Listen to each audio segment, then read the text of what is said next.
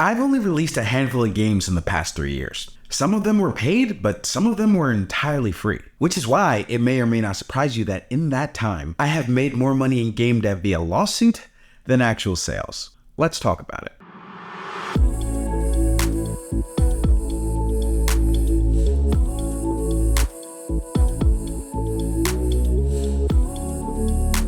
If you're new here, my name is Tez. I'm a content creator and game dev. On this channel, we talk about everything art, tech, and game dev. So make sure to like this video so that the algorithm doesn't hate me. And don't forget to subscribe to the channel to also appease the YouTube gods. So if you're aware of my journey, you know that most of the games that I put out have been apps for smartphones via the Apple, Amazon, and Google app stores. Now, every digital storefront, aka app stores, typically have two things. One, some kind of entry fee, and two, some royalty of some kind. So for example, when I first started developing on Apple, it costs $100 a year, and also a 30% revenue cut for all of my sales.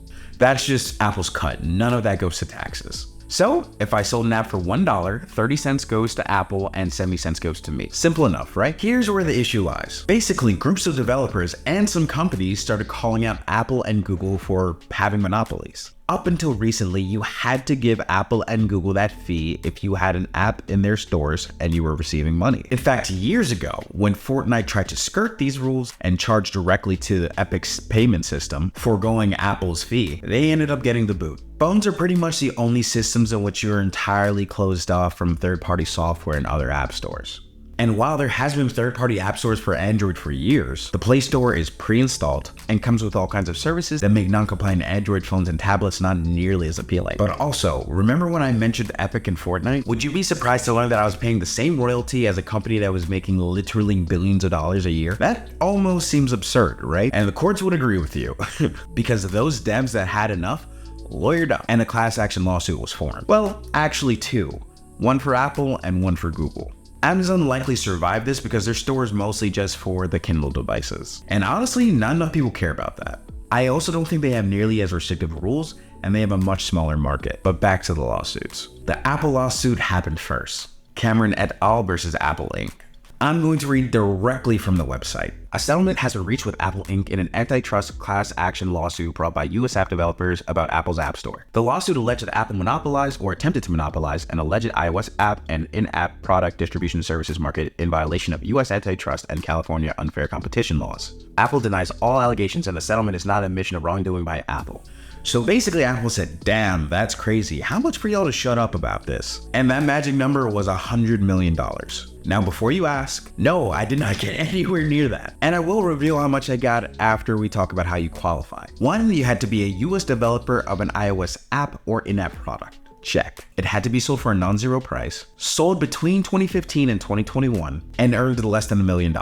Check, check, and cries in lack of success, check. You also had to submit a form by a deadline. Now, if the stars align and you do qualify and you did submit before the deadline, you'd get a range from $250 to $30,000, which it said that most people would get $250. Here's something that you may not know about class action lawsuits. If people don't sign up, everyone just gets more money.